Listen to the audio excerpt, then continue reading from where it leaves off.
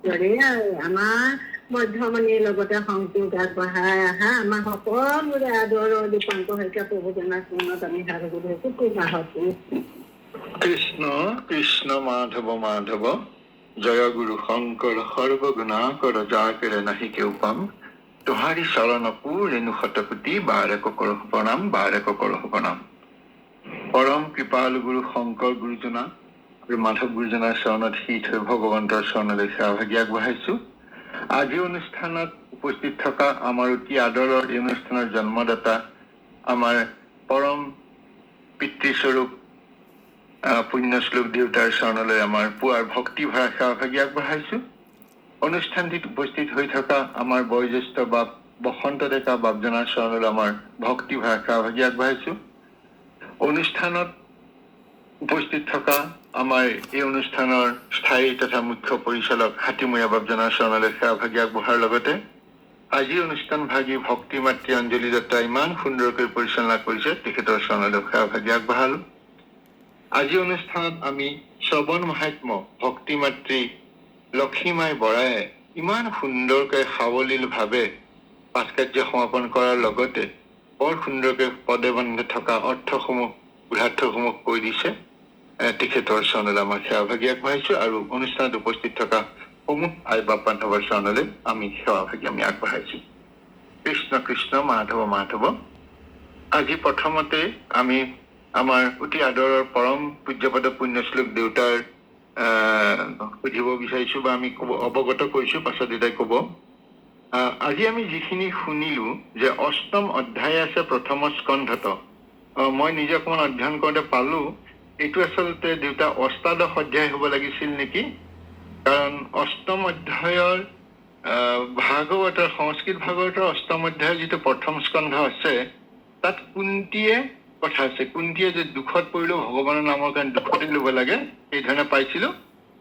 আৰু কিন্তু অষ্টম অধ্যায়ৰ অষ্টাদশ হয়তো চাপাও ভুল হ'ব পাৰে বা যি নহওক সেই কথাখিনি তেনেকে তাতে আছে অষ্টম অধ্যায়ৰ অষ্টাদশ অধ্যায়। আৰু মোৰ হাতত এখন পুৰণা ভক্তি ৰত্নাকৰ আছে, দুখনে আছে, দেউতাই ভালকে গম পাব।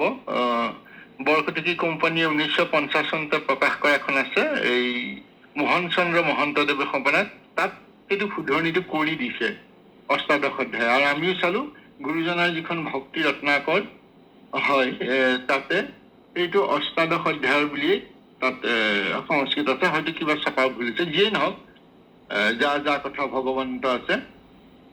ইয়াত কথাটো হৈছে যে মূল কথাটো হৈছে সেইখিনি বাৰু শুধৰণি হব, কেতিয়াবা ভুলো হৈ যায়, ডাঙৰ কথা নহয়। ইয়াত গুৰুজনে আমাক মানুহৰ কৰ্তব্যৰ কথা কৈছে, এই কৰ্তব্য আমাক সোঁৱৰাই দিছে। আৰু আইগৰাকীয়ে বৰ সুন্দৰকৈ কৈছে, যিটো কথা কথনীয় মাধৱৰ ইষবে তাকেহে শুনি বেক নিৰন্তৰ। গতিকে আমি গ্ৰাম্য কথা শুনাৰ কোনো প্ৰয়োজন নাই, যিটো কথা মাধৱৰ কথা কথনীয় হয় আৰু সেইটোহে শুনিব লাগিব, আৰু কৃষ্ণৰ প্ৰকৃতিত সেইটোহে উল্লেখযোগ্য কথা। এই কথাখিনিকে আমাক বুজাইছে যে ঈশ্বৰৰ কথা শুনাটোৱে হৈছে কৰ্তব্য জানিবা মনুষ্যৰ। মনুষ্যৰ প্ৰথম কৰ্তব্য এইটো হৈছে সনাকাদি ঋষি কোৱা হৈছিলে। গতিকে এই কথাখিনি তেনেকে কোৱা হৈছে। আৰু ইয়াৰ পাছতে আমি দেখিবলৈ পাইছো কৃষ্ণ মাধৱ, মই লাইনটো কাটি লৈছে, কৃষ্ণ কৃষ্ণ কৃষ্ণ কৃষ্ণ কি বলবা ন, কৃষ্ণ কৃষ্ণ কৃষ্ণ কৃষ্ণ কৃষ্ণ প্ৰভু, কৃষ্ণ সামৰিলে নে প্ৰভু? কৃষ্ণ কৃষ্ণ কৃষ্ণ হয়, কৃষ্ণ মই কৈ আছো, লাইনটো কাটি কাটি গৈছে। কৃষ্ণ কৃষ্ণ কৃষ্ণ মই আনি লৈছো ৰব, কৃষ্ণ আকৌ আঁতৰি গৈছে, দিগদাৰ নেটৰ কাৰণে সমস্যা হৈ যায় কেতিয়াবা। কৃষ্ণ কৃষ্ণ শুনা পাইছে না প্ৰভুসকল? হয় হয় হয়, ঠিকে আছে ঠিকে আছে, হয় হয়, কৃষ্ণ কৃষ্ণ হয়। এতিয়া আৰম্ভ কৰিছো। ইয়াৰ পাছতে কৈছে গুৰুজনাই, যিটো পুৰুষৰ গৈয়া পখিল কৰ্ণত পুৰুষক যিটো গৃহে কৰায় সংসাৰ। ইমান সুন্দৰকৈ কৈছে, হেনয় গৃহৰ বন্ধ চিন্দয় তাহাৰ গাঁৱে সদায় যাক নাৰকাদি মুনি। ইয়াত আমাক আইগৰাকীয়ে বৰ সুন্দৰকৈ বুজাই দিছে যে যিটো পুৰুষৰ শব্দ কাণেৰে যেতিয়া প্ৰকাশ কৰে, গতিকে আমাৰ শব্দ সদায় কাণেৰেহে সোমায়, চকুৰে নোসোমায়, মুখেদি নোসোমায়। আৰু পুৰুষৰ যিটো গৃহে কৰায়ক সংসাৰত, অৰ্থাৎ গৃহ মানে আইগৰাকীয়ে কৈছে যত জীৱই মই আৰু মোৰ ভাৱত আবদ্ধ হৈ থাকে, অহংকাৰ মমতা, এইটোৱে হৈছে গৃহ আমাৰ।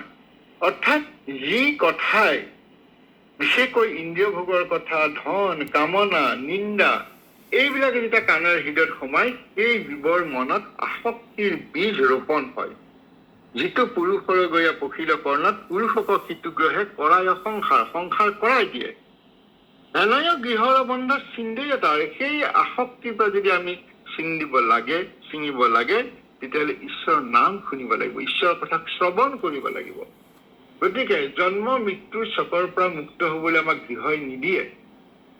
গতিকে এই কথাখিনিৰ যোগেদি আমাক বুজাই দিছে যে বিষয় চিন্তা আৰু বিষয় শ্ৰৱণৰ পৰা আমাৰ আসক্তি জন্মে, আৰু আসক্তিৰ পৰা কামনা, আৰু কামনাৰ পৰা বন্ধন হয়। এই কথাখিনি ভাগৱত গীতাৰ 2 অধ্যায়ৰ 65 নম্বৰ শ্লোকত বৰ সুন্দৰকৈ কোৱা হৈছে যে ধ্যায়তে বিষয়াম পুংস সংগস্তেষু পজায়তে।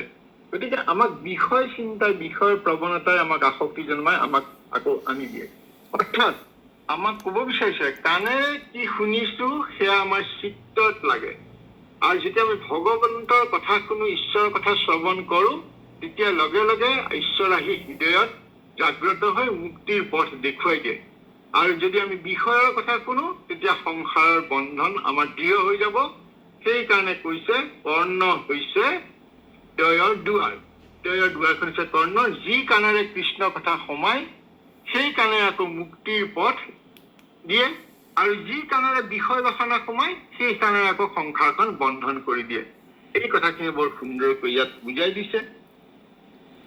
আকৌ আমি দেখিছো ধ্ৰুৱই এটা কথা কৈছে, মনুৱে অৰ্থাৎ ধ্ৰুৱ ককাকে কৈছিলে, কি কৈছিলে যে ক্ৰোধে পুৰুষৰ শ্ৰেয়স নষ্ট কৰে।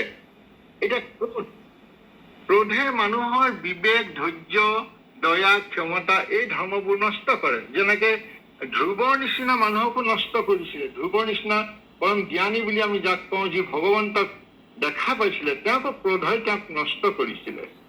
গতিকে সেই কথা ক্ৰোধই যে আমাক নষ্ট কৰে, আমাৰ গীতাটো সেই 2 অধ্যায় 63 নম্বৰ শ্লোকত আছে, ক্ৰোধাত মতি সন্মোহ, ক্ৰোধৰ পৰা মোহ জন্মে, মোহৰ পৰা স্মৃতি ভংস হয়, আৰু স্মৃতি ভংসৰ পৰা বুদ্ধিনাশ হয়, আৰু বুদ্ধিনাশ হলে মানুহৰ পতন ঘটে। অৰ্থাৎ আমি এই গীতাই কোৱা কথাৰ পৰা আমি এটা কথা গম পাওঁ যে ভকতিৰ পথত ক্ৰোধ হল এটা ডাঙৰ বাধা, আৰু ক্ৰোধে যিহেতু আমাক হৃদয়ৰ শান্তি নষ্ট কৰে, ভগৱানৰ স্মৰণ আঁতৰাই লৈ যায়, আৰু অহংকাৰ বৃদ্ধি কৰে। সেইবাবে মনুৱে যেনেকে কৈছিলে ধ্ৰুৱক যে তুমি ক্ৰোধ ত্যাগ কৰা, তুমি দয়া আহা, ভগৱতৰ ঈশ্বৰৰ কথা তুমি জানি কিয় এইটো কথা কৈছা। অৰ্থাৎ আমাক কৈছে যে তুমি ক্ৰোধক জয় যদি কৰিব পাৰা, তেতিয়াই তেওঁ নিজৰ শ্ৰেয়, যিটো শ্ৰেয় বুলি কোৱা হৈছে, শ্ৰেয় মানে আধ্যাত্মিক উন্নতি হোৱা। কেনেকৈ? ভগৱন্তৰ নাম শুনি অন্তৰে শান্তি লাভৰ পথ যিটো আমি সুগম কৰি তুলিব পাৰো। ইয়াৰ পাছত আকৌ ক্ৰোধৰ কথা কৈছে কি, বুলি বাহা ক্ৰোধ যদি হয় অপকাৰী, তথাপিতো ইটো ক্ৰোধ এৰিতে নাপাৰি।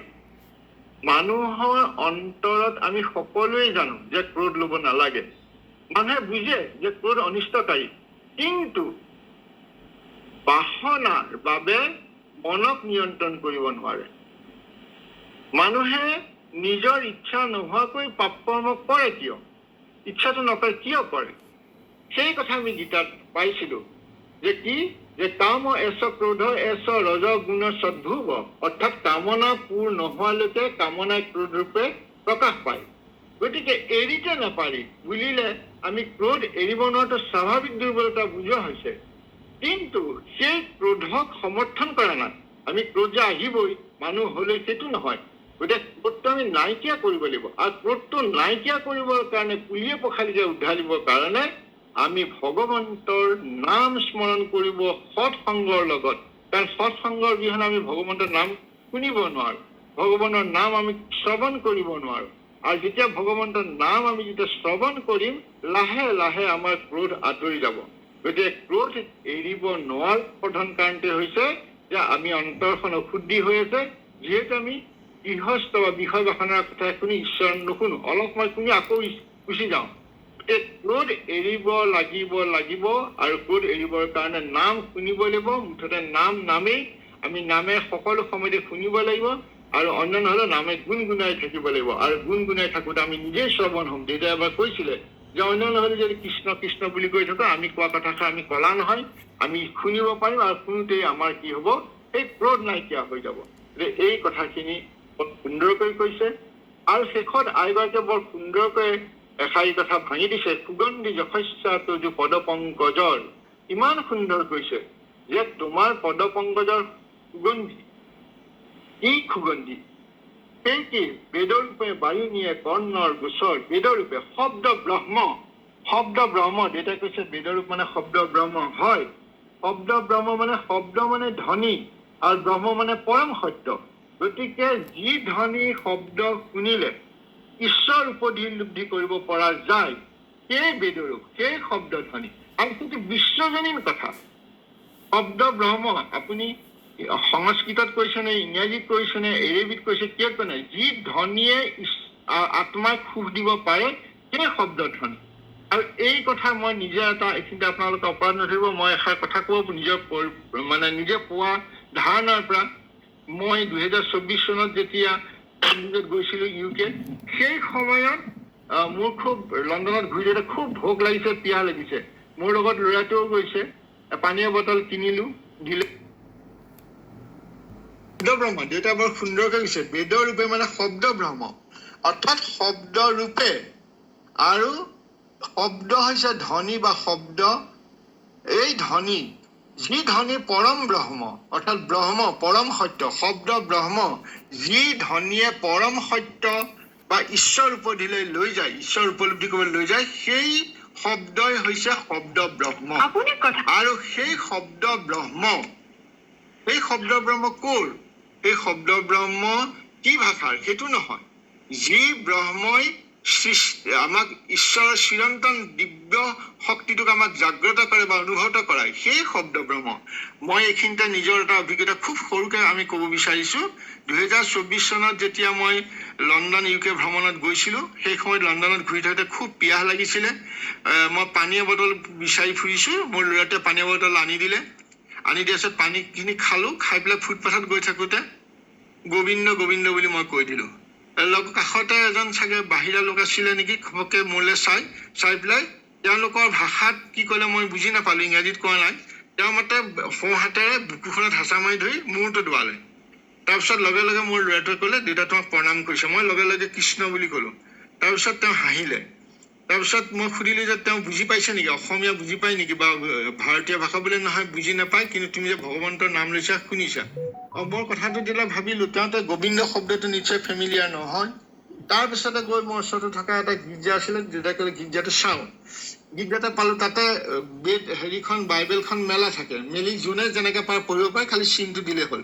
তাতে এজন ধৰ্মগুৰু পালো, তেওঁক মই সুধিলো, তেওঁ মোক পঢ়িবলৈ দিলে। মই ক'লো মই এইটো বুজি নাপাম পঢ়িবলৈ, মই এনেই চালো বাৰু। তেওঁক মই প্ৰশ্ন সুধিলো যে আপোনালোকে বুজি পায়নে যদি মই কিবা এটা শব্দ কওঁ? বোলে আমি বুজি পাওঁ। তেতিয়া তেওঁ এটা বৰ ডাঙৰ কথা কৈছিল, আজি শব্দ ব্ৰহ্ম কথা মনিছিল। তেওঁ ক'লে যে বাইবেলৰ জোচেফুল জমছ বুলি এটা অধ্যায় আছে, তাত কি কৈছে যে তেওঁ কোৱা কথাটো যে আৰম্ভণিতে সৃষ্টিৰ আৰম্ভণিতে বাক্য আছিলে, আৰু সেই বাক্য ঈশ্বৰৰ লগত আছিলে, আৰু বাক্যই ঈশ্বৰ আছিলে।